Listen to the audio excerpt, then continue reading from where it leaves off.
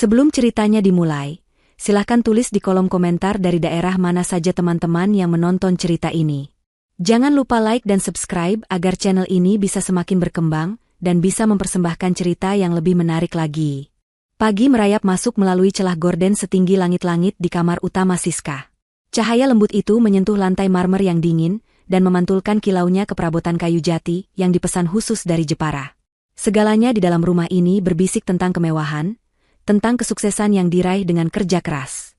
Siska menggeliat di atas ranjang berukuran Super King, merasakan kain sutra Mesir yang membelai kulitnya. Di sebelahnya, Akbar masih terlelap. Wajahnya damai, napasnya teratur.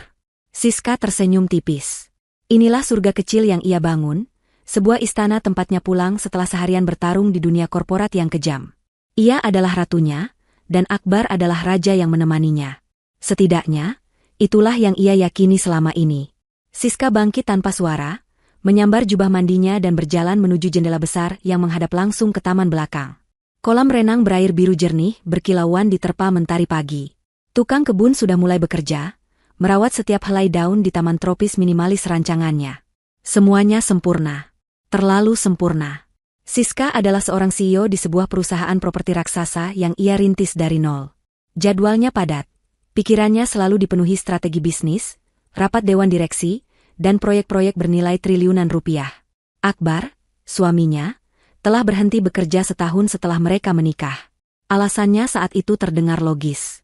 Biarkan aku yang mendukungmu dari rumah. Sayang, katanya waktu itu, aku akan pastikan kamu pulang ke rumah yang nyaman, tanpa perlu memikirkan urusan domestik. Anggap saja aku manajer pribadimu. Siska setuju. Ia mencintai Akbar, dan gagasan memiliki suami yang selalu ada untuknya terasa begitu menenangkan. Di meja makan, aroma kopi gayo yang baru diseduh menyambut Siska.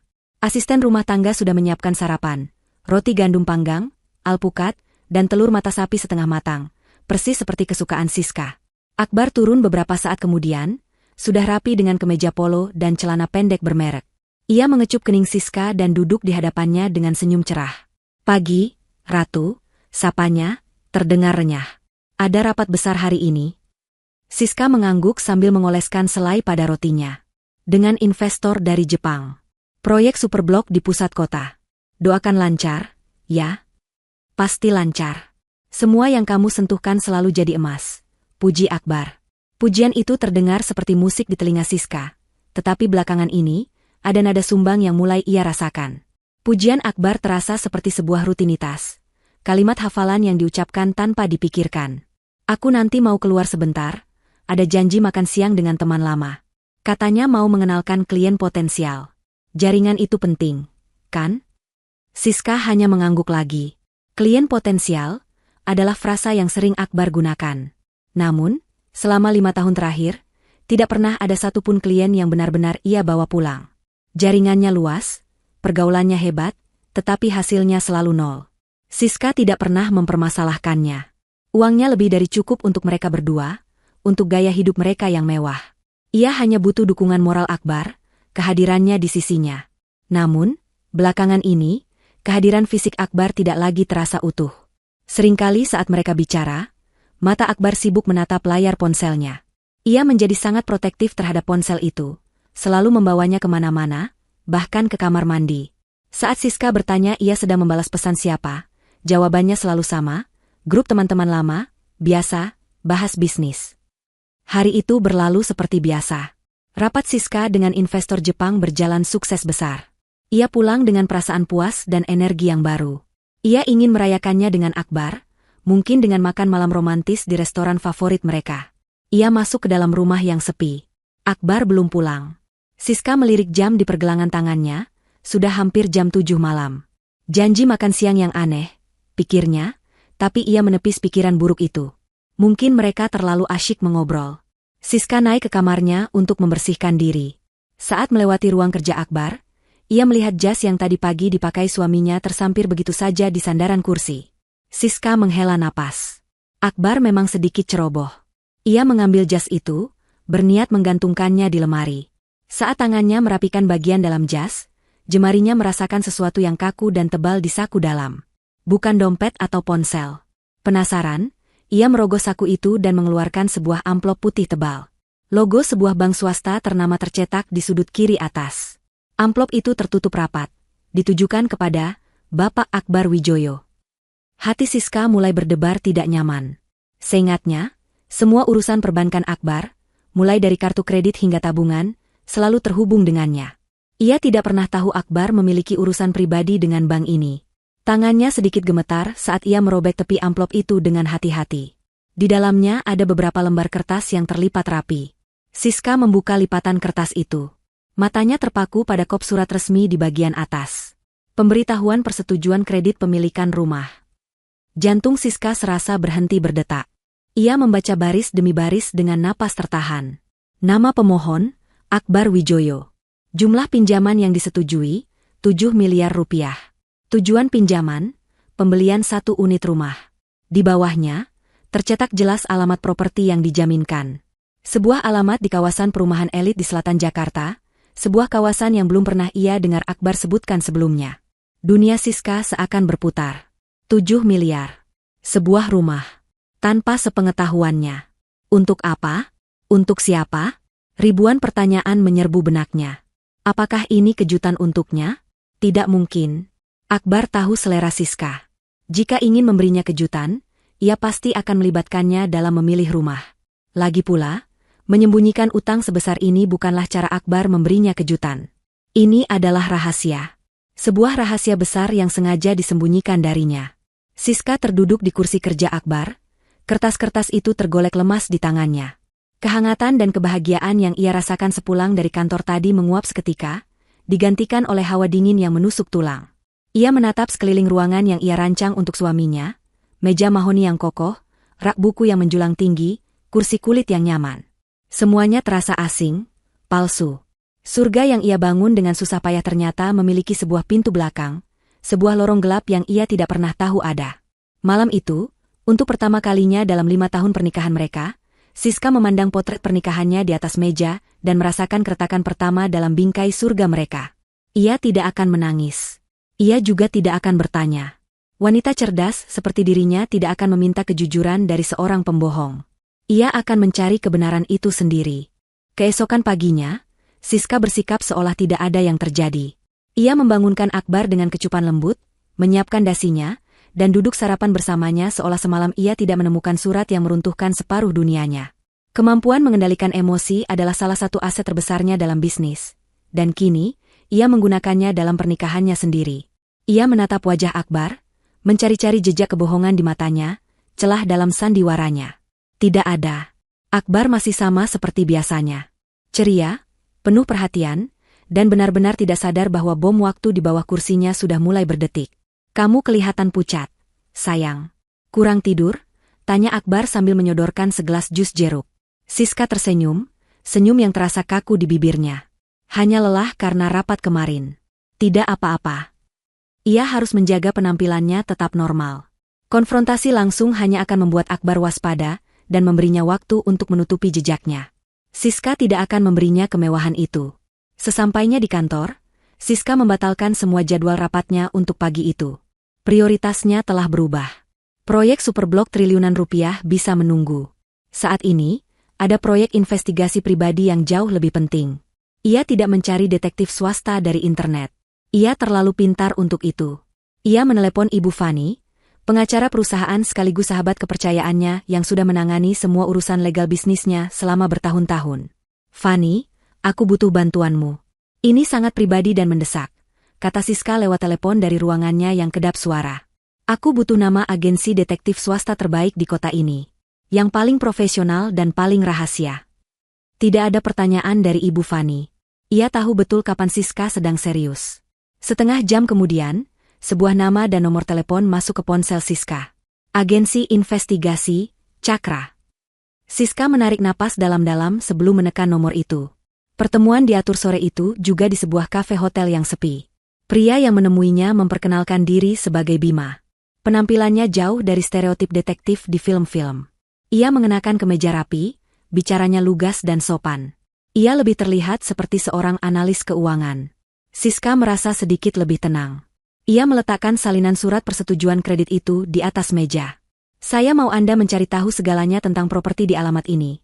Siska memulai, suaranya dingin dan terkendali. Siapa yang tinggal di sana? Apa hubungannya dengan suami saya, Akbar Wijoyo? Ia kemudian menyodorkan sebuah foto Akbar. Dan yang terpenting, cari tahu bagaimana ia membayar uang muka untuk kredit sebesar ini. Saya ingin laporan lengkap, termasuk bukti foto dan video jika memungkinkan. Lakukan secepat yang Anda bisa. Biaya bukan masalah. Bima mengangguk paham, matanya meneliti setiap dokumen dengan cermat. Kami akan mulai segera, Bu Siska. Kami akan memberikan laporan perkembangan setiap hari. Hari-hari berikutnya adalah siksaan bagi Siska. Ia hidup dalam dua dunia. Di depan Akbar dan semua orang, ia adalah Siska yang sama, CEO yang tangguh, istri yang penuh kasih. Tetapi di dalam hatinya, ia adalah seorang wanita yang menunggu palu godam jatuh menimpa kepalanya. Setiap dering ponselnya membuat jantungnya berdebar kencang. Setiap kali Akbar berkata akan pergi bertemu teman, Siska harus menahan diri untuk tidak membuntutinya. Ia hanya bisa percaya pada tim yang telah ia sewa. Tepat 4 hari kemudian, Bima menelepon. Laporannya sudah siap, Bu Siska. Ini lebih dari yang Anda duga. Saya sarankan Anda melihatnya sendirian di tempat yang aman. Mereka mengatur serah terima laporan di tempat parkir bawah tanah sebuah mal. Bima menyerahkan sebuah amplop coklat tebal tanpa banyak bicara. Rasanya seperti sebuah transaksi terlarang. Siska membawa amplop itu kembali ke kantornya, mengunci pintu ruangannya, dan menyuruh sekretarisnya untuk tidak mengganggunya dengan alasan apapun. Dengan tangan gemetar, ia membuka amplop itu. Isinya adalah pukulan telak yang menghantamnya bertubi-tubi. Lembar pertama adalah foto-foto berkualitas tinggi. Foto pertama, Akbar sedang memeluk seorang wanita muda yang cantik dari belakang di teras sebuah rumah yang modern dan mewah. Rumah yang sama dengan yang tertera di surat bank. Wanita itu tertawa bahagia, kepalanya bersandar di dada Akbar. Siska tidak mengenali wanita itu. Foto kedua, mereka berdua sedang mengecat dinding di salah satu ruangan, wajah mereka cemong oleh Cat, tampak seperti pasangan muda yang sedang membangun mimpi bersama. Foto ketiga, keempat, kelima, semuanya menunjukkan pemandangan yang sama, keintiman, kebahagiaan, dan sebuah kehidupan baru yang dibangun Akbar di belakangnya. Lembar berikutnya adalah laporan data. Wanita itu bernama Rini. Seorang model yang karirnya tidak terlalu bersinar dan kini aktif sebagai selebgram dengan akun yang dikunci. Tim Bima berhasil meretasnya. Di bawahnya, tercetak tangkapan layar dari akun Instagram Rini. Hati Siska terasa seperti diremas. Puluhan foto hadiah-hadiah mewah, tas, jam tangan, perhiasan, yang kini Siska sadari dibeli menggunakan kartu kredit tambahan yang ia berikan pada Akbar. Lalu, puncaknya, sebuah foto fasad rumah baru itu yang diunggah 2 minggu lalu. Keterangannya menusuk langsung ke jantung Siska. Rumahku, istanaku. Terima kasih calon imamku, semoga dilancarkan segalanya. New chapter blessed. Calon imamku. 3 kata itu membuat Siska mual. Jadi, ini bukan sekadar perselingkuhan. Ini adalah rencana jangka panjang. Akbar tidak hanya bermain-main, ia sedang membangun kehidupan baru untuk meninggalkan Siska. Uang muka rumah itu, seperti yang ditemukan oleh tim Bima, berasal dari penarikan dana besar-besaran dari rekening investasi bersama, rekening yang hampir seluruh isinya adalah bonus tahunan Siska. Dan kemudian, ada sebuah benda kecil di dasar amplop. Sebuah flash disk. Laporan Bima menyebutnya sebagai bukti audio visual.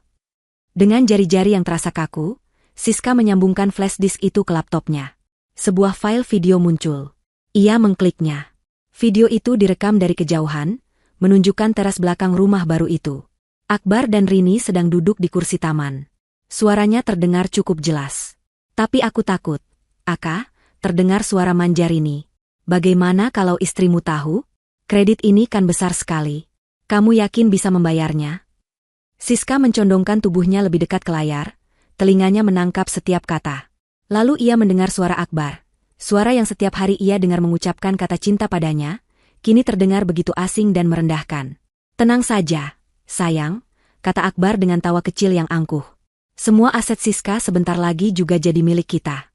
Dia itu terlalu sibuk dengan pekerjaannya, tidak akan punya waktu untuk mengurus hal-hal sepele seperti ini. Lagi pula, dia terlalu bodoh dan cinta padaku untuk sadar. Bodoh. Kata itu menghantam Siska lebih keras dari semua foto dan bukti transaksi keuangan. Bodoh. Jadi seperti itulah Akbar memandangnya selama ini. Bukan sebagai istri yang kuat dan mandiri, tetapi sebagai mesin uang yang bodoh dan mudah ditipu. Cinta yang ia berikan, kepercayaan yang ia tanam, semuanya dianggap sebagai kebodohan. Di dalam keheningan ruang kantornya yang megah, Siska tidak bergerak. Laptop di hadapannya sudah gelap, namun bayangan wajahnya masih terpantul di layar hitam itu. Wajah yang tenang, bibir yang terkatup rapat, dan sepasang mata yang kini memancarkan kilau dingin yang mengerikan. Kata, bodoh, itu masih terngiang di telinganya, bergaung di setiap sudut pikirannya yang kosong. Ia tidak merasakan sakit hati yang melumpuhkan seperti yang ia bayangkan. Tidak ada keinginan untuk menjerit atau melempar barang. Anehnya, yang ia rasakan adalah sebuah kejernihan yang luar biasa, seolah kabut tebal yang selama ini menutupi pandangannya tiba-tiba tersingkap. Ia telah bekerja seperti kuda sejak lulus kuliah. Membangun fondasi bisnisnya bata demi bata, begadang hingga larut malam, mengorbankan masa mudanya untuk sebuah visi. Dan Akbar, ia bertemu Akbar di saat ia mulai menapaki kesuksesan. Pria itu menawan, pandai bicara, dan memberinya perhatian yang selama ini luput dari hidupnya yang sibuk. Ia jatuh cinta pada ilusi sebuah keseimbangan. Ia sang penakluk dunia bisnis, dan Akbar sang penjaga hati dan rumah. Ia memberikan Akbar segalanya, kepercayaan, kebebasan, dan akses tak terbatas pada buah dari kerja kerasnya. Ia pikir itu adalah cinta. Kini ia sadar, bagi Akbar, itu hanyalah sebuah peluang bisnis. Sebuah suara kecil keluar dari bibir Siska. Awalnya hanya desisan pelan, lalu berubah menjadi sebuah kekahan kecil. Kekahannya semakin kuat, berubah menjadi tawa yang lepas dan menggema di ruangan luas itu. Ia tertawa, menertawakan dirinya sendiri yang begitu naif.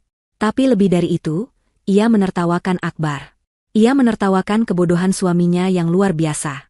Pria itu, parasit yang hidup dari tetesan keringatnya, berani merencanakan sebuah kudeta murahan menggunakan senjatanya sendiri. Akbar pikir ia sedang bermain catur, padahal ia hanyalah seekor bidak di atas papan permainan milik Siska. Dan sang ratu kini telah melihat gerakannya. Tawa itu akhirnya mereda, meninggalkan keheningan yang lebih pekat dari sebelumnya. Siska menyandarkan punggungnya ke kursi kulit yang empuk. Emosinya telah lenyap. Yang tersisa kini hanyalah logika bisnis. Ini bukan lagi masalah rumah tangga. Ini adalah sebuah hostility takeover, sebuah upaya pengambil alihan aset secara ilegal. Dan sebagai CEO, ia tahu persis apa yang harus dilakukan terhadap ancaman seperti ini. Memotong sumber pendanaannya, mengisolasi asetnya, dan menghancurkannya hingga tak bersisa. Dengan gerakan yang mantap, Siska menyalakan kembali laptopnya dan membuka semua portal perbankan pribadinya. Angka-angka triliunan rupiah berbaris rapi di layar. Sebuah pemandangan yang biasanya memberinya rasa aman, kini memberinya rasa kuasa. Matanya bergerak cepat, memindai setiap transaksi. Di sana, jejak digital Akbar terlihat begitu jelas dan menyedihkan. Pengeluaran kartu kredit tambahan atas namanya membengkak 3 bulan terakhir. Restoran mewah, butik desainer, toko perhiasan.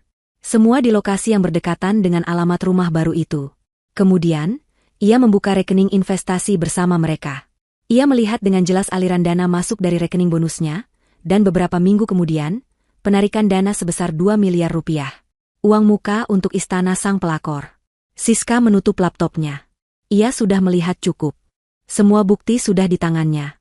Sekarang adalah waktunya untuk bertindak. Ia tidak akan menunggu pengacara atau menunda hingga besok. Serangan terbaik adalah serangan mendadak, yang dilancarkan saat musuh sedang lengah dan merasa di atas angin. Ia meraih ponselnya, mencari sebuah nama di kontaknya. Bukan pengacaranya, bukan juga sahabatnya. Ia menelepon Budi, wakil direktur utama di bank tempat ia menjadi nasabah prioritas utama selama lebih dari 1 dekade. Panggilan itu langsung diangkat. "Selamat sore, Bu Siska. Ada yang bisa saya bantu?" Suara Budi terdengar ramah dan profesional. "Selamat sore, Pak Budi. Saya harap Anda tidak sedang sibuk. Saya punya instruksi yang sangat penting dan harus dieksekusi detik ini juga," kata Siska, suaranya datar dan tanpa emosi. "Tentu saja, Bu. Silakan," jawab Budi, nadanya berubah sedikit lebih serius menyadari urgensi dalam suara Siska.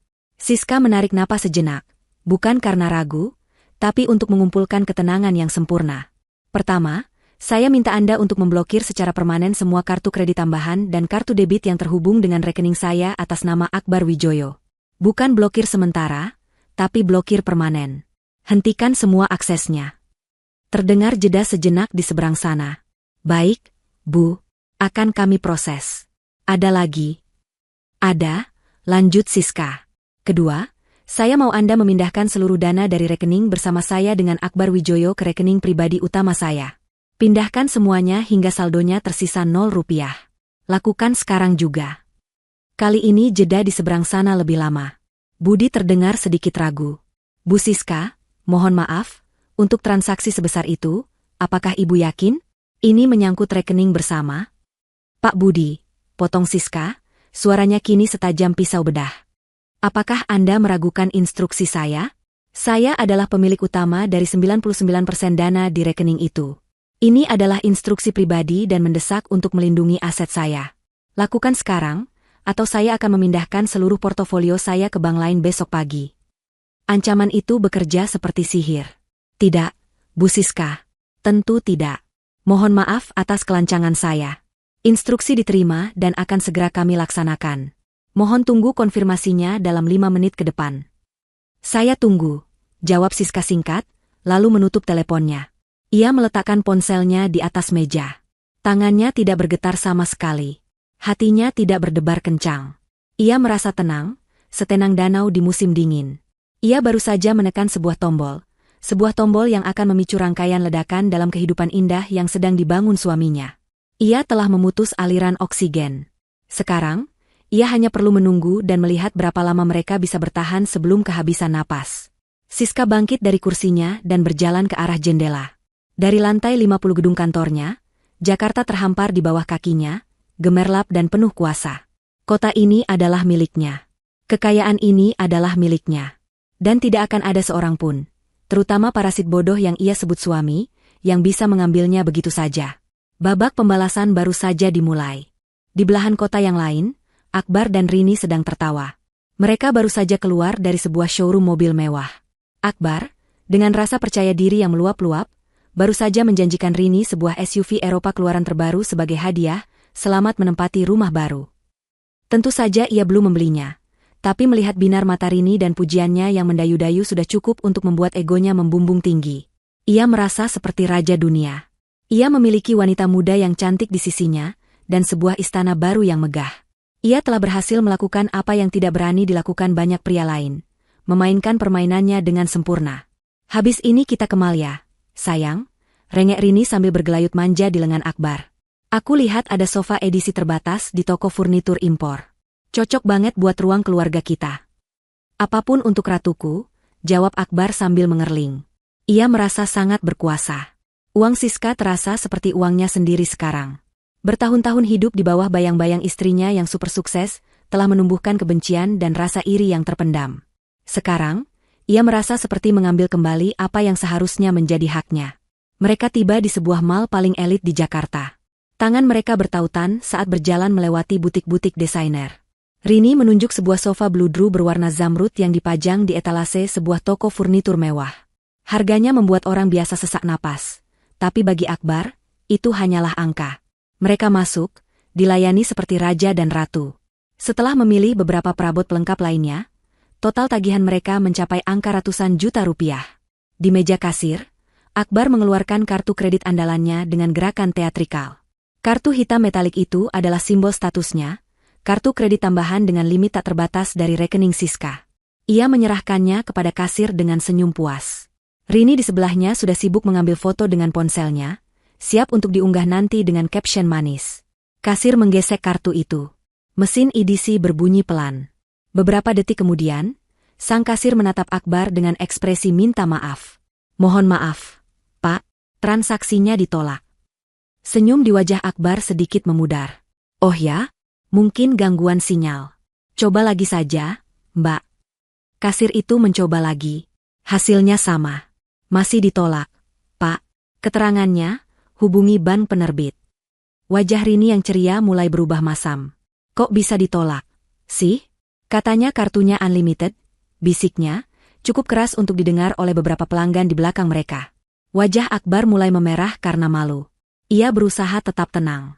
Tenang. Saya ada kartu lain. Ia mengeluarkan kartu debit dari dompetnya, kartu yang terhubung langsung ke rekening bersama. Pakai yang ini saja. Ia menyerahkan kartu itu dengan sisa-sisa kepercayaan dirinya. Kasir menggeseknya. Dan sekali lagi, mesin itu menampilkan pesan yang sama, transaksi ditolak. Kali ini, bisik-bisik mulai terdengar dari antrean di belakang mereka. Akbar merasa semua mata tertuju padanya. Keringat dingin mulai membasahi pelipisnya. Ini tidak mungkin.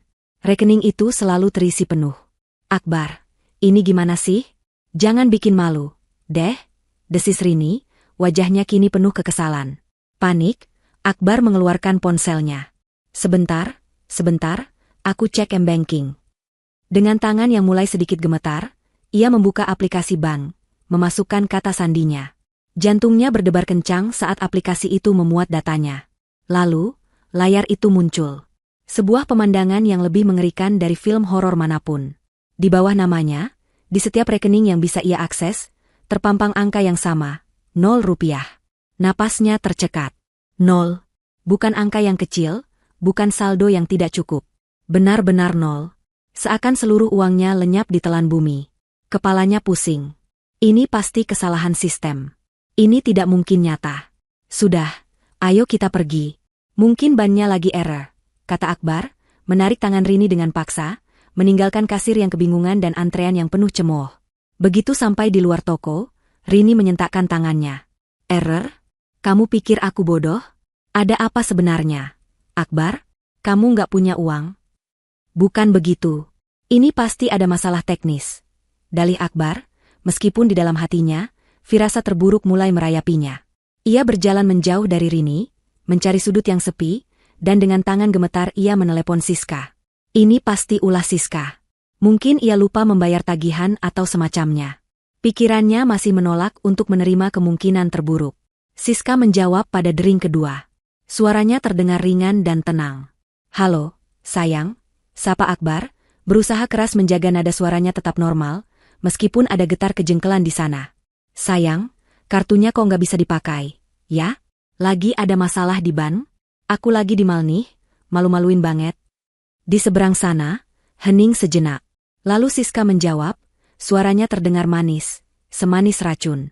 Oh, tidak ada masalah sama sekali, Mas. Mungkin masalahnya ada di rumah baru. Mas?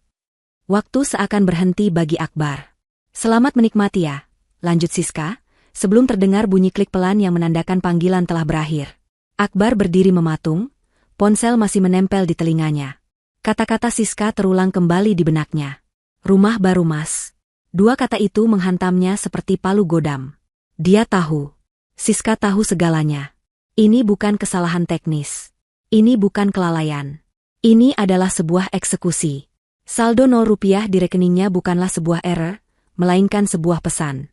Pesan bahwa permainannya telah usai. Rasa dingin yang menusuk menjalari tulang punggungnya, lebih dingin dari pendingin udara mal yang menyala maksimal. Kepanikan yang sesungguhnya mulai mencengkeramnya. Ia menatap Rini yang sedang menatapnya dengan curiga dari kejauhan. Ia menatap toko-toko mewah di sekelilingnya. Semuanya terasa seperti fata morgana yang kini lenyap di depan matanya. Ia kembali ke mobil tanpa mengucapkan sepatah kata pun. Perjalanan pulang ke istana mereka terasa seperti perjalanan menuju tiang gantungan. Rumah megah itu kini tidak lagi terasa seperti simbol kemenangan, melainkan sebuah monumen raksasa dari kebodohannya sendiri.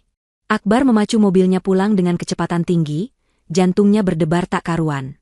Setiap bayangan di jalanan tampak seperti ancaman, setiap dering telepon terasa seperti lonceng kematian. Pikirannya bekerja 1000 putaran per menit, mencoba merangkai kebohongan baru, mencari celah untuk membalikkan keadaan. Ia tidak bisa menerima bahwa permainannya sudah berakhir. Selama ini, Siska selalu memaafkannya. Setiap kesalahan kecil, setiap kecerobohan, selalu luluh di hadapan permintaan maafnya yang manis dan pelukannya yang hangat. Ia yakin kali ini pun bisa. Mungkin ia harus berlutut, menangis, bersumpah tidak akan mengulanginya lagi. Ia akan menyalahkan Rini, menuduhnya telah menjebak dan menggodanya. Ya, itu rencananya. Ia akan menjadikan Rini kambing hitam dan kembali menjadi suami yang patuh di surga Siska. Ia membelokkan mobil ke jalan masuk rumah mereka yang megah. Gerbang otomatis terbuka dengan mulus, seolah menyambut kepulangannya seperti biasa. Namun, Akbar merasakan firasat aneh.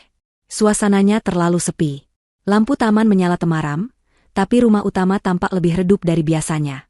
Ia memarkir mobil di garasi, di sebelah mobil sport milik Siska yang terparkir rapi. Setidaknya Siska ada di rumah. Itu pertanda bagus, pikirnya. Ia bisa menyelesaikan ini malam ini juga. Dengan napas yang diatur sedemikian rupa agar terdengar tenang, ia melangkah masuk. Pintu tidak dikunci. Di dalam, Keheningan menyambutnya seperti sebuah kain kafan. Ia memanggil nama istrinya. Siska? Sayang, aku pulang. Tidak ada jawaban. Ia berjalan lebih jauh ke dalam, menuju ruang keluarga utama. Dan di sanalah ia melihatnya. Siska sedang duduk tegak di sofa tunggal favoritnya, membelakanginya, menatap ke arah taman melalui dinding kaca yang besar. Ia mengenakan gaun rumah sutra berwarna merah marun, rambutnya tergerai rapi. Di depannya, di atas meja kopi marmer yang besar, secangkir teh masih mengepulkan uap tipis. Pemandangan itu begitu tenang, begitu damai, hingga membuat bulu kuduk Akbar berdiri. Ketenangan ini salah. Sangat salah. Sayang, panggil Akbar lagi, suaranya sedikit bergetar. Siska tidak menoleh. Ia hanya berkata dengan suara yang datar, duduklah, Akbar. Akbar berjalan mendekat dengan langkah ragu. Saat itulah ia melihat apa yang ada di atas meja kopi, di samping cangkir teh Siska. Jantungnya serasa jatuh ke perut. Di atas permukaan marmer yang mengilap, semua bukti kejahatannya tertata rapi seperti materi presentasi bisnis. Foto-foto mesranya dengan Rini. Salinan laporan bank yang menunjukkan aliran dana. Tangkapan layar dari akun media sosial Rini dengan keterangan foto yang memuakan itu. Segalanya ada di sana, bisu dan mematikan. Semua skenario kebohongan yang telah ia siapkan di dalam mobil menguap seketika. Tidak ada gunanya menyangkal. Ia langsung beralih ke rencana darurat, memohon. Ia menjatuhkan dirinya berlutut di samping sofa Siska, meraih tangan istrinya yang terasa dingin seperti es. Siska, sayang, maafkan aku, isaknya, memanggil semua bakat akting yang ia miliki. Air mata mulai membasahi pipinya. Aku hilaf, aku salah besar. Aku tidak tahu apa yang merasukiku. Wanita itu, Rini, dia yang terus menggodaku, menjebakku. Aku lemah, sayang. Tapi percayalah, hatiku cuma untuk kamu. Semua ini tidak ada artinya. Aku cinta sama kamu, Siska. Cuma kamu. Ia mencium tangan Siska berulang kali, berharap kehangatan bibirnya bisa mencairkan kebekuan tangan itu. Siska tetap diam, membiarkannya menyelesaikan seluruh drama menyedihkannya. Ia terus meracau tentang penyesalan, tentang betapa bodohnya ia, dan bagaimana ia akan melakukan apa saja untuk mendapatkan maaf dari Siska. Setelah Akbar kehabisan kata-kata dan hanya tersisa isak tangisnya yang dibuat-buat, Siska akhirnya menarik tangannya pelan. Ia menoleh untuk pertama kalinya, menatap langsung ke mata Akbar. Tidak ada amarah di sana. Tidak ada kesedihan. Hanya ada kekosongan yang dingin dan luas, seperti padang es di kutub. Kamu sudah selesai? Tanyanya, suaranya tanpa nada. Akbar mengangguk lemah, masih berharap.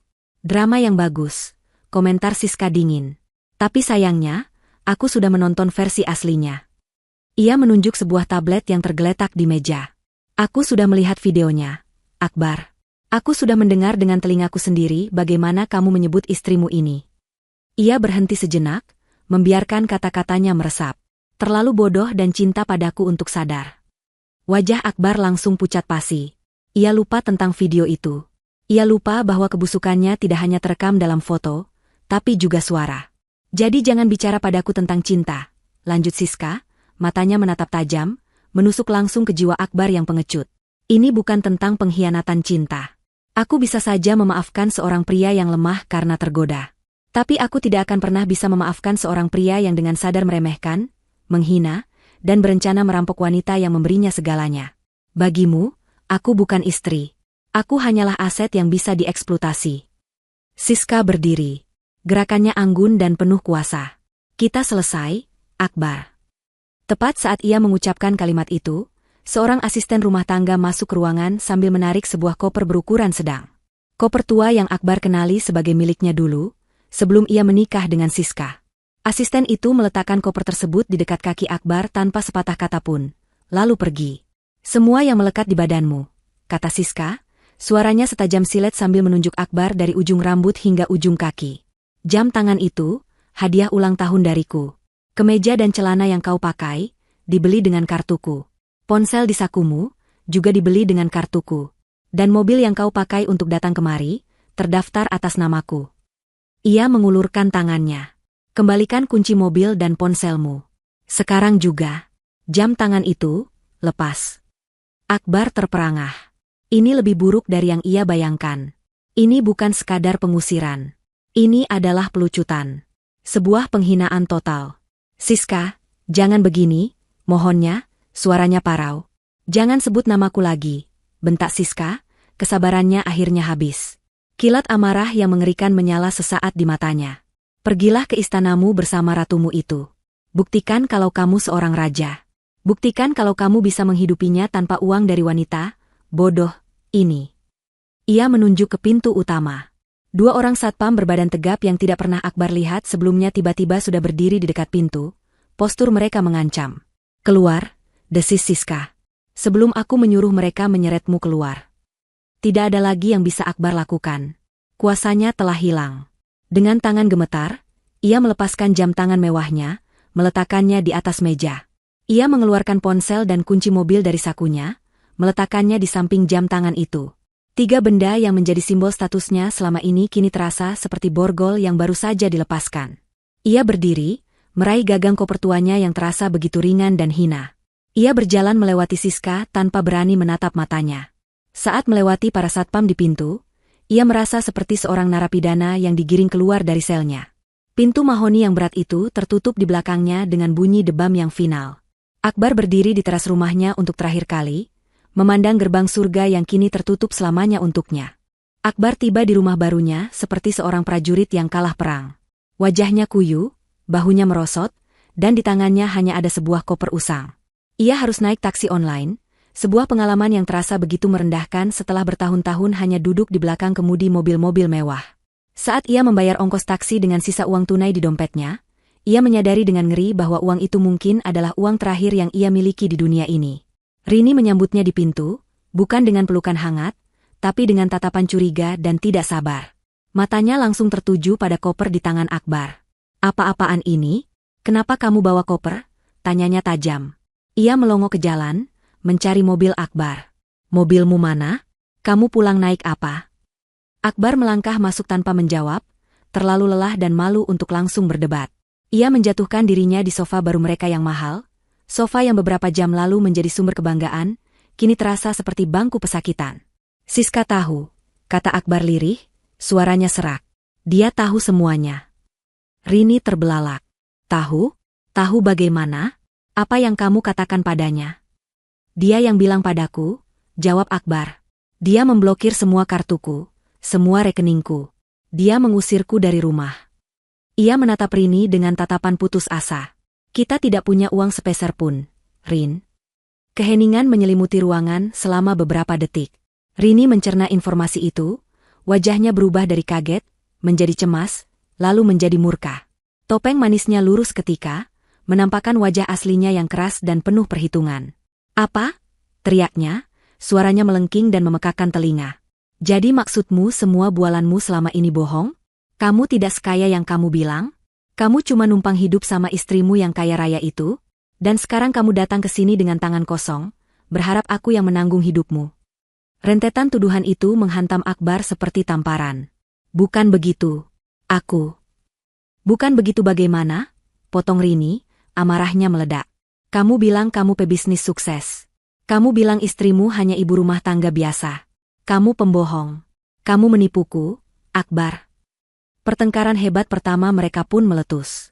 Caci maki dan tuduhan beterbangan di udara. Rini, dalam kemarahannya, mengungkapkan semua pikiran jeleknya tentang Akbar, menyebutnya pria tak berguna, benalu, dan pecundang yang hanya bisa bersembunyi di balik kekayaan wanita. Akbar, yang egonya sudah hancur lebur, hanya bisa menerima semua hinaan itu tanpa bisa membela diri. Malam itu, istana impian mereka berubah menjadi medan perang yang dingin dan brutal. Sementara itu, keesokan paginya, Siska sudah berada di kantor firma hukum milik Ibu Fani. Berbeda dengan Akbar yang tampak seperti mayat hidup, Siska terlihat segar dan bersemangat. Ia mengenakan setelan kerja berwarna biru tua yang tegas, wajahnya dirias sempurna. Ia tampak seperti seorang jenderal yang siap memenangkan pertempuran terakhirnya. Di hadapan Ibu Fani, ia meletakkan map tebal berisi semua bukti yang dikumpulkan oleh detektif swasta.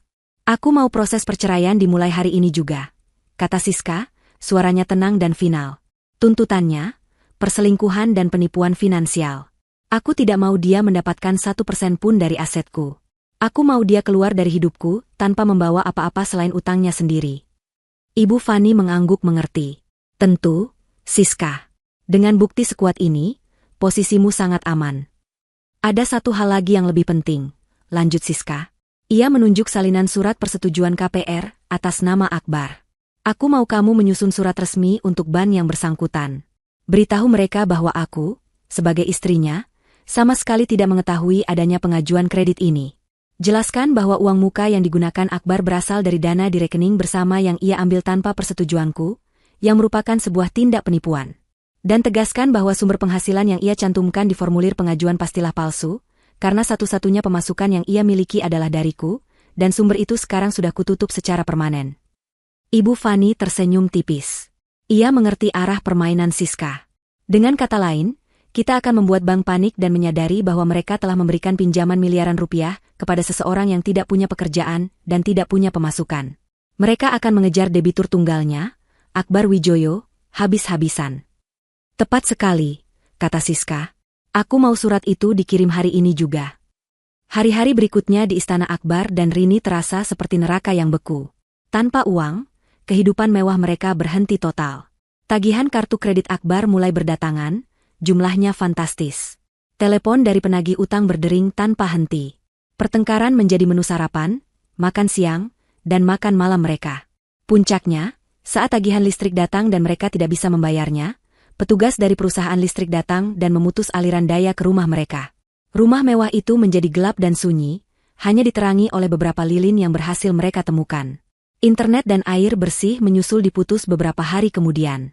Hingga suatu siang yang terik, sebulan setelah pengusiran Akbar, seorang kurir berhenti di depan gerbang rumah mereka yang kusam. Ia menyerahkan sebuah surat tercatat.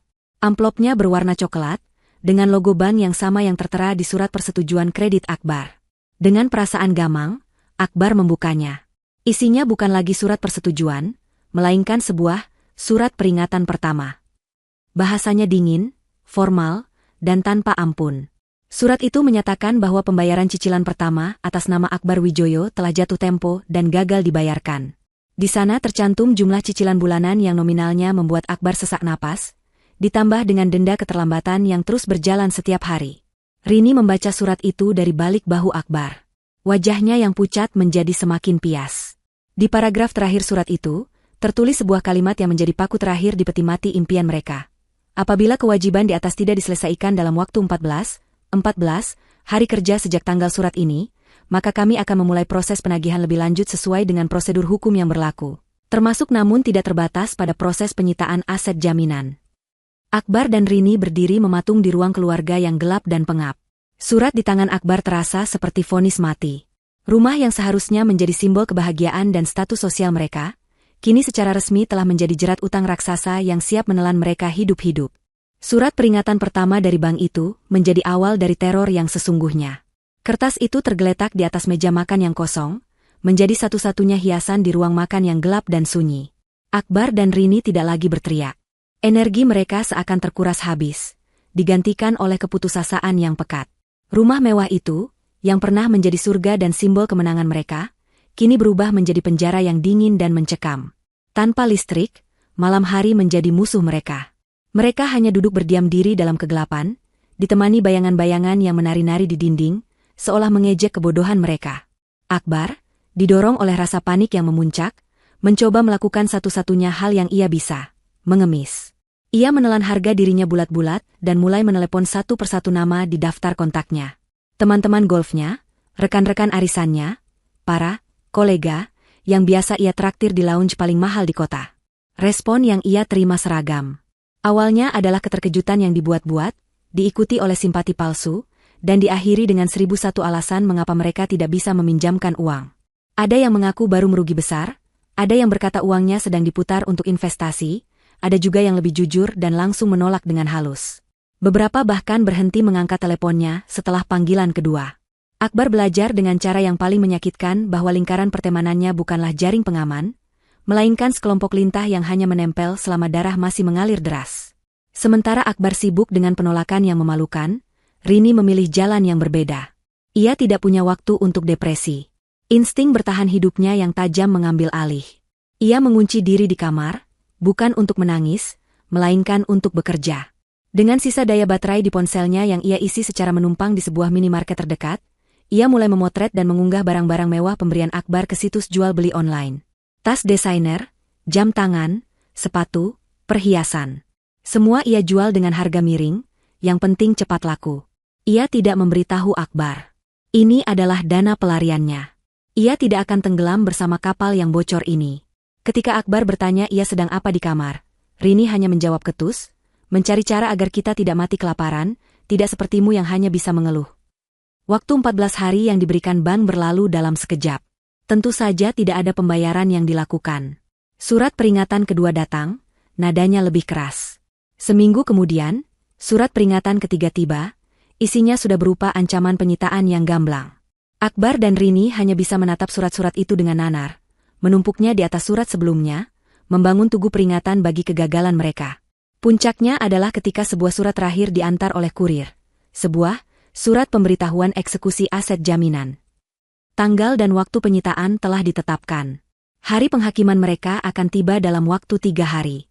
Pagi itu, langit tampak cerah, seolah alam pun ingin menjadi saksi bisu dari drama yang akan terjadi. Sebuah truk besar berhenti tepat di depan gerbang rumah mereka, diikuti oleh sebuah mobil minibus. Dari minibus itu, turun beberapa pria berbadan tegap dan beberapa orang yang mengenakan seragam resmi dari pihak bank. Salah satu dari mereka mengetuk pintu dengan keras dan tegas. Akbar yang membukakan pintu, tubuhnya gemetar. Pria berpenampilan paling rapi di antara mereka menyodorkan setumpuk dokumen legal. Selamat pagi, Bapak Akbar Wijoyo. Kami dari pihak bank, ditugaskan untuk melaksanakan eksekusi penyitaan aset jaminan sesuai dengan surat putusan pengadilan. Suara keributan itu menarik perhatian para tetangga. Satu persatu, pintu dan gorden di rumah-rumah mewah di sekeliling mereka mulai terbuka. Wajah-wajah penasaran mengintip, berbisik-bisik. Pasangan muda yang baru pindah dan selalu pamer kemewahan itu ternyata punya masalah. Ini adalah tontonan yang jauh lebih menarik daripada sinetron di televisi. Akbar hanya bisa berdiri lemas dan pasrah. Tapi Rini tidak. Ia keluar dari dalam rumah seperti singa betina yang terluka. Siapa kalian? Pergi dari sini. Ini rumah kami. Kalian tidak punya hak. Teriaknya histeris, mencoba mendorong para petugas itu. Mohon tenang, Ibu, kata petugas bank dengan dingin sambil menunjukkan surat perintah. Kami bekerja sesuai prosedur hukum. Jika Anda menghalangi, kami terpaksa akan memanggil pihak berwajib. Ancaman itu tidak mempan. Para petugas akhirnya memberi isyarat kepada tim pengangkut barang untuk memulai pekerjaan mereka. Pemandangan yang menyedihkan pun dimulai. Sofa bludru zamrud yang menjadi kebanggaan Rini diangkut keluar pertama kali. Lalu menyusul meja makan jati, perangkat home theater canggih, lukisan-lukisan abstrak yang mereka beli. Para pekerja itu bergerak cepat dan efisien, membongkar istana mereka bagian demi bagian. Setiap barang yang diangkut keluar terasa seperti sayatan pisau bagi Rini. Ia menjerit, menangis, dan memaki, namun tidak ada yang peduli. Ia mencoba menghalangi jalan, namun para petugas keamanan dengan mudah menahannya. Rumah itu kini kosong melompong, gema suara mereka memantul di dinding-dinding yang telanjang. Semua perabotan sudah dimuat ke dalam truk. Yang tersisa hanyalah kekosongan dan rasa malu. Di tengah kehancuran itu, amarah Rini yang tak tersalurkan akhirnya menemukan muaranya. Ia berbalik, menatap Akbar yang sejak tadi hanya berdiri mematung seperti orang bodoh di halaman depan. Di hadapan para petugas bank, di hadapan para tetangga yang menonton dengan puas, di hadapan dunia yang seakan menertawakannya, Rini melampiaskan semua frustrasinya. Ini semua gara-gara kamu, raungnya, matanya menyala-nyala penuh kebencian. Pria tidak berguna. Kamu bilang kamu bisa memberiku segalanya. Tapi apa? Kamu menghancurkan hidupku. Plah. Sebuah tamparan keras mendarat di pipi Akbar. Suaranya terdengar nyaring di tengah keheningan yang canggung. Akbar terhuyung, memegangi pipinya yang terasa panas dan perih. Penghinaan ini, yang disaksikan oleh begitu banyak orang, terasa 1000 kali lebih sakit daripada kehilangan rumah dan harta. Ia, Akbar Wijoyo, yang selalu ingin dipuja sebagai raja, baru saja ditampar di depan umum oleh ratunya sendiri. Para petugas menyelesaikan pekerjaan mereka, menempelkan segel penyitaan di pintu utama. Truk dan minibus itu pergi, meninggalkan keheningan dan sepasang manusia yang terdampar. Akbar dan Rini berdiri di atas rumput hijau yang terawat sempurna, di depan sebuah rumah kosong yang bukan lagi milik mereka. Mereka hanya membawa tas kecil berisi beberapa helai pakaian. Istana pasir yang mereka bangun dengan kebohongan dan keserakahan telah runtuh, disapu oleh gelombang karma yang ganas. Mereka kini adalah gelandangan di surga mereka sendiri. Matahari sore terasa menyengat di kulit. Akbar dan Rini masih berdiri di trotoar, diusir dari halaman rumah mereka sendiri oleh satpam kompleks yang tidak ingin ada drama lebih lanjut. Para tetangga sudah kembali ke dalam rumah masing-masing, mungkin sedang asyik berbagi cerita sensasional hari itu di grup percakapan mereka. Keheningan yang tersisa terasa lebih menindas daripada kebisingan penyitaan tadi. Mereka tidak punya tujuan, tidak punya uang, dan yang paling parah, tidak punya harapan. Setelah berjam-jam terdiam, Akbar akhirnya memecah keheningan, suaranya parau. Ia terpaksa melakukan hal yang paling memalukan, menghubungi sepupu jauhnya yang tinggal di pinggiran kota, seseorang yang jarang sekali ia sapa karena dianggap tidak selevel. Ia meminjam ponsel Rini, menelan ludah sebelum menjelaskan situasinya dengan kalimat-kalimat yang terputus-putus. Dengan enggan, sepupunya setuju menampung mereka untuk 1 atau 2 malam. Perjalanan menuju rumah sepupunya adalah perjalanan menuju neraka. Mereka harus naik beberapa angkutan umum yang panas dan sesak. Rini, yang terbiasa dengan jok kulit dingin dan pendingin udara mobil mewah, berkali-kali mengeluh dan mengumpat. Akbar hanya diam, rasa malunya terlalu besar untuk bisa marah. Rumah sepupunya adalah sebuah rumah sederhana di gang yang padat. Mereka diberi sebuah kamar kecil di dekat dapur yang pengap. Malam itu, mereka tidur di atas kasur tipis di lantai, diiringi suara berisik dari tetangga dan aroma masakan yang menusuk hidung. Surga telah berganti menjadi neraka dalam waktu kurang dari 24 jam. Mereka tidak bisa tinggal lama di sana. Tatapan kasihan dari sepupu Akbar dan istrinya terasa seperti siksaan. Dengan sisa-sisa uang hasil penjualan barang-barang curian Rini, mereka berhasil menyewa sebuah kamar kos bulanan di daerah padat penduduk. Tempat itu adalah antitesis dari semua yang pernah mereka kenal. Ukurannya tidak lebih besar dari kamar mandi utama di rumah Siska. Dindingnya lembab dengan cat yang mengelupas. Kamar mandinya berada di luar dan harus berbagi dengan 10 penghuni lainnya. Setiap hari, mereka harus terbiasa dengan suara teriakan anak-anak, musik dangdut yang diputar kencang, dan pertengkaran suami istri dari kamar sebelah. Di dalam ruangan sempit itulah, kebencian mereka terhadap satu sama lain tumbuh subur. Tidak ada lagi ruang untuk berpura-pura. Pertengkaran mereka bukan lagi ledakan emosi, melainkan racun yang menetes perlahan setiap saat. Kalau saja kamu tidak serakah, desis Akbar di suatu malam. Kalau saja kamu bukan pria lemah yang bisanya cuma morotin istri, balas Rini tak kalah pedas. Mereka terperangkap bersama dalam jurang yang mereka gali sendiri. Kenyataan yang pahit akhirnya memaksa Akbar untuk mencari pekerjaan. Ijazah sarjananya seakan tak berguna tanpa pengalaman kerja yang nyata selama 5 tahun terakhir. Setelah ditolak di puluhan kantor, ia akhirnya mendapatkan pekerjaan dari sebuah aplikasi online, menjadi kurir paket dengan sepeda motor. Ia harus meminjam motor butut dari salah satu tetangga kosnya. Pria yang dulu hanya mau menyentuh setir mobil Eropa, kini harus berpanas-panasan di jalanan Jakarta yang kejam, mengantar paket dari satu alamat ke alamat lain demi upah harian yang hanya cukup untuk membeli beberapa bungkus mie instan. Sementara Akbar jatuh terperosok, Siska justru terbang semakin tinggi. Proses perceraiannya berjalan lancar. Ibu Fani berhasil membuktikan di pengadilan bahwa semua aset adalah murni milik Siska, dan Akbar tidak berhak atas apapun. Bebas dari beban suaminya yang parasit, Siska merasa hidup kembali. Energi dan fokusnya untuk bisnis meningkat 2 kali lipat. Ia berhasil memenangkan tender untuk sebuah proyek prestisius, membangun ikon baru di jantung kota. Namanya semakin bersinar di dunia properti. Ia mengisi hari-harinya dengan rapat-rapat penting, makan malam dengan para klien, dan di akhir pekan, ia menikmati ketenangan di rumahnya yang kini terasa jauh lebih damai. Ia tidak pernah lagi memikirkan Akbar. Baginya, pria itu hanyalah kesalahan masa lalu yang sudah dihapus dari buku hidupnya. Suatu sore yang sibuk, takdir mempertemukan mereka dalam sebuah adegan yang ironis.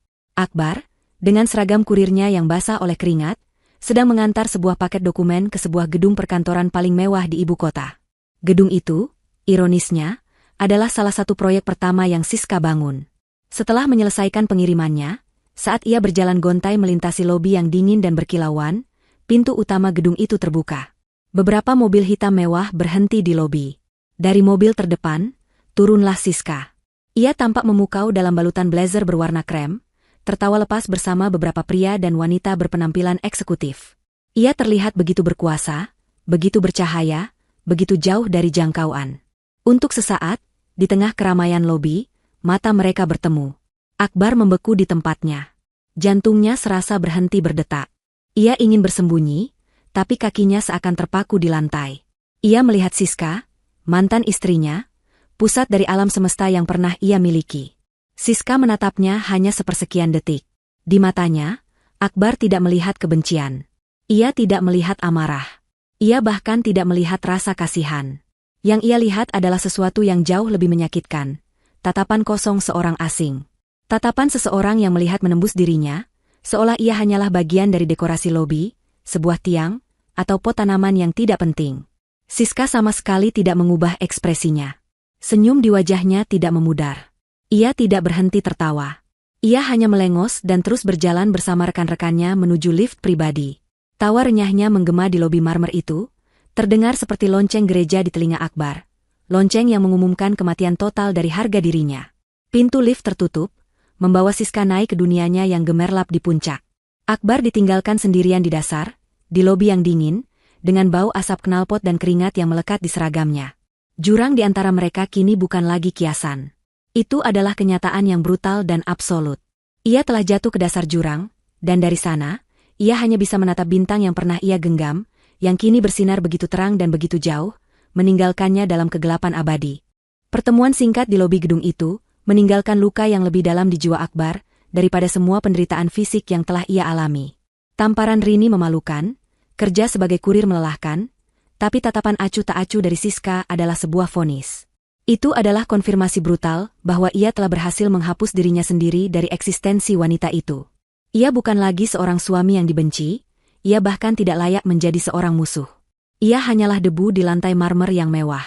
Ia kembali ke kamar kosnya yang pengap sore itu dengan langkah yang lebih berat dari biasanya. Jiwanya kosong. Ia tidak lagi menyalahkan Siska atau Rini. Ia hanya bisa menyalahkan kebodohannya sendiri yang tanpa batas. Ia merebahkan diri di kasur tipis, menatap langit-langit yang penuh bercak jamur, dan untuk pertama kalinya ia benar-benar mengerti arti dari kata, habis.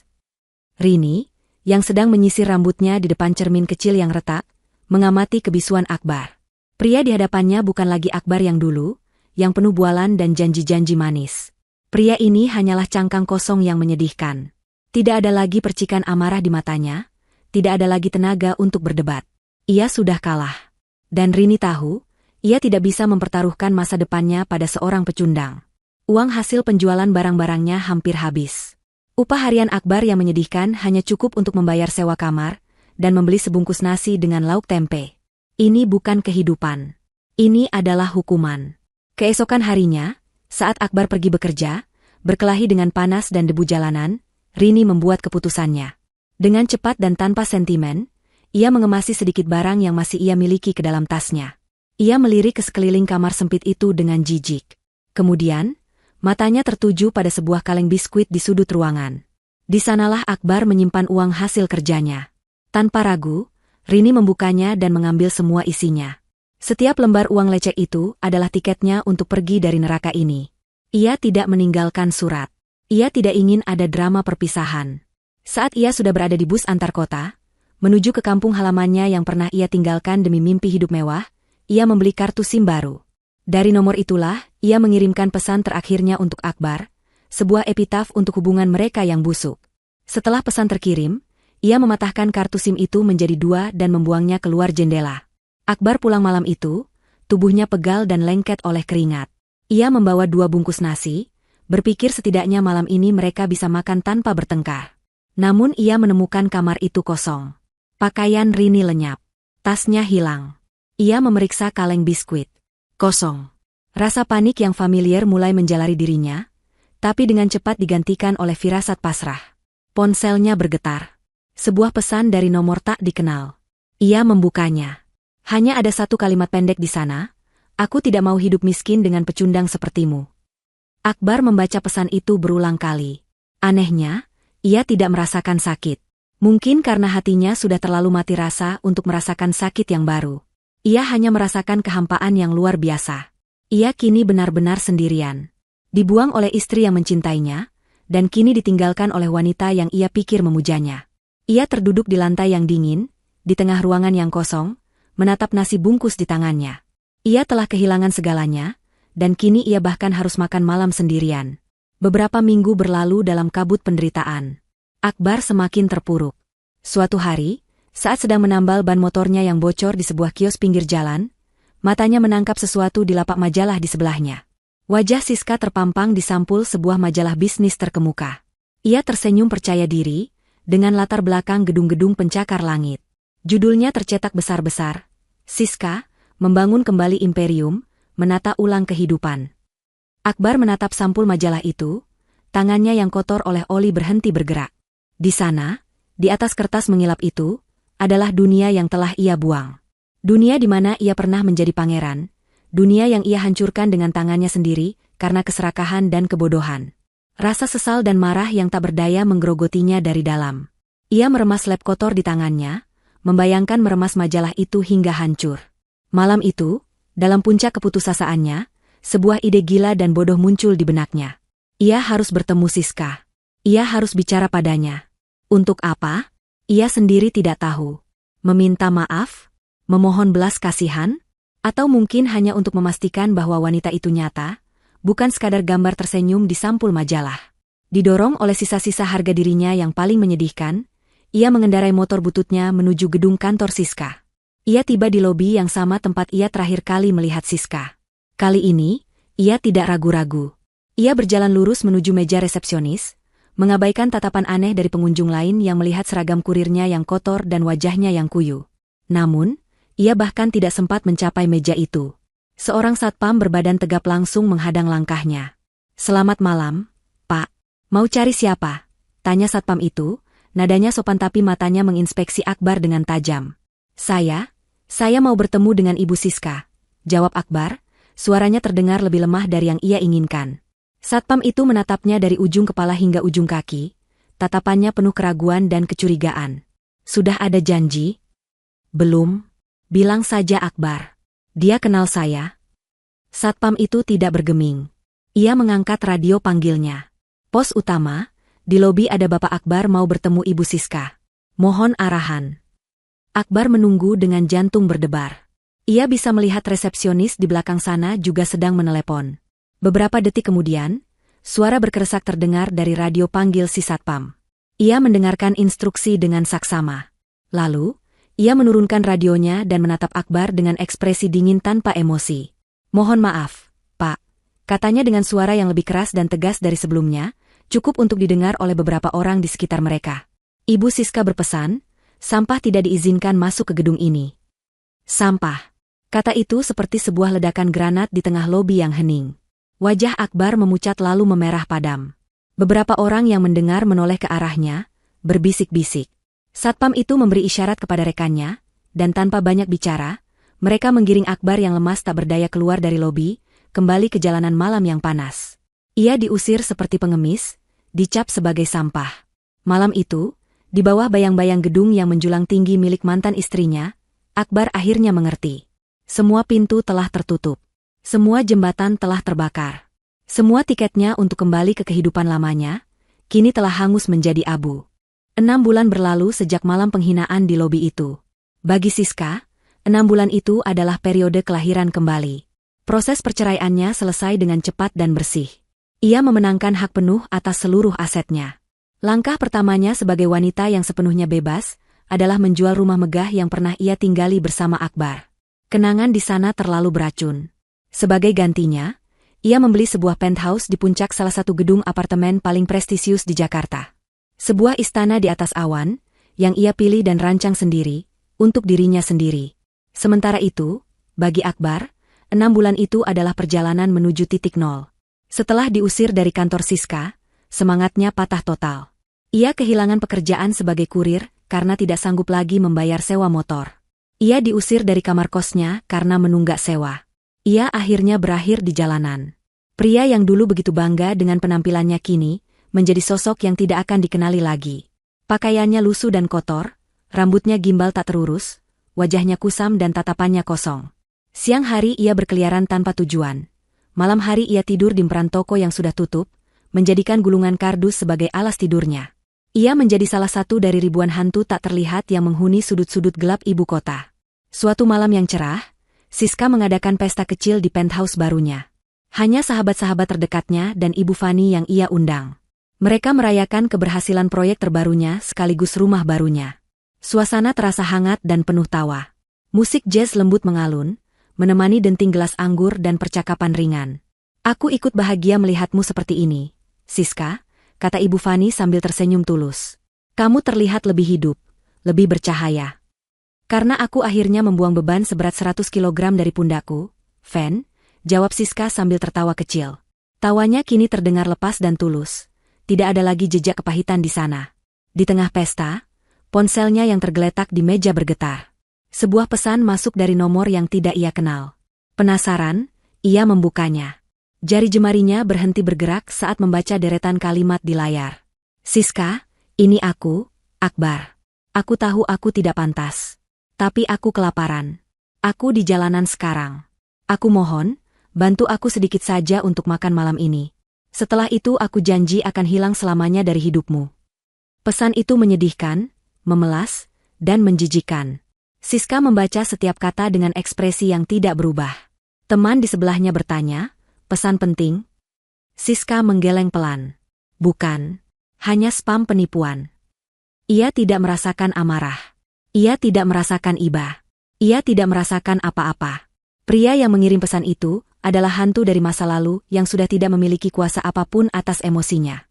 Dengan gerakan yang tenang dan mantap, ia menekan beberapa tombol di layarnya, blokir nomor ini. Lalu ia memasukkan ponselnya kembali ke dalam tas. Selesai. Pintu terakhir, bahkan pintu digital sekalipun, kini telah tertutup rapat. Ia kembali bergabung dengan teman-temannya di balkon. Dari ketinggian lantai 80, pemandangan kota Jakarta di malam hari terhampar seperti permadani permata yang tak berujung. Jutaan lampu berkelip di bawah sana, masing-masing menyimpan ceritanya sendiri.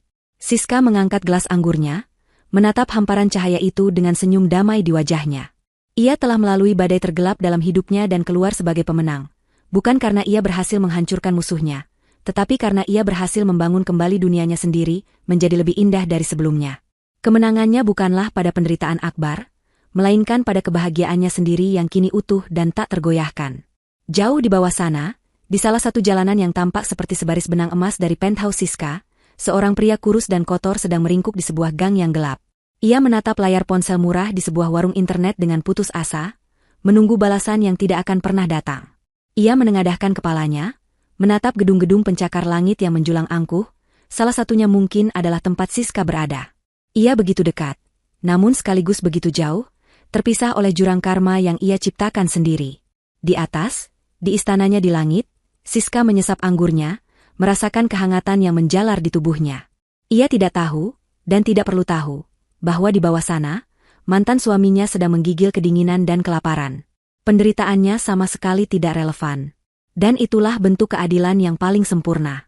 Karma telah selesai menjalankan tugasnya, meninggalkan sang ratu menikmati pemandangan terbaik dari singgasananya, sementara sang pengkhianat dilupakan selamanya dalam kegelapan.